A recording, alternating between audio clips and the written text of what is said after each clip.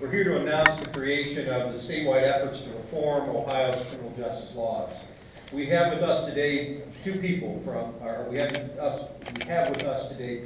all sides of the political spectrum who are setting their partisanship aside and coming together for the diverse and respectful discussion about how we prosecute, sentence, incarcerate, and rehabilitate criminal offenders.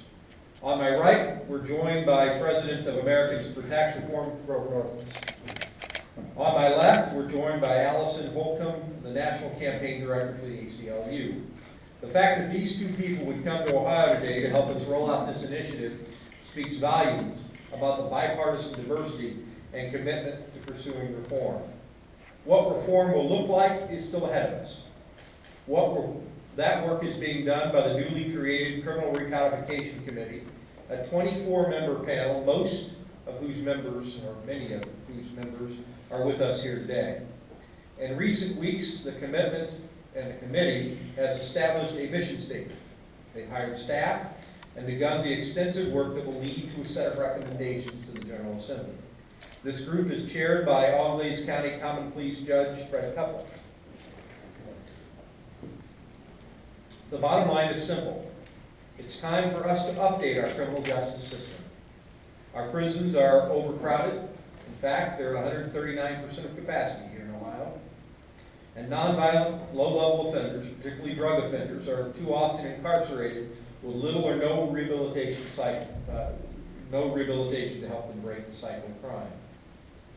Let me be clear. We will prosecute and punish serious violent offenders to the fullest extent of the law.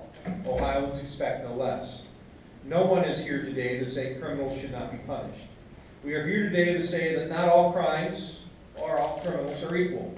And we need to provide the prosecutorial, the judicial, and the penal flexibility to make our system work more effectively.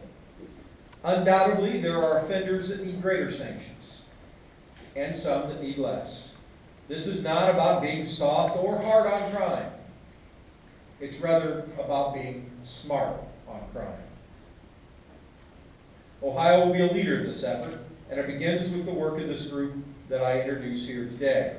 I've asked them simply to swing for the fences. I appreciate in advance the work they're about to undertake and the hours that they're going to spend doing it. At this time, I'd like to ask Holly Hughes, Executive Director for the U.S. Justice Action Network, to make a few brief remarks and introduce Grover and Alison.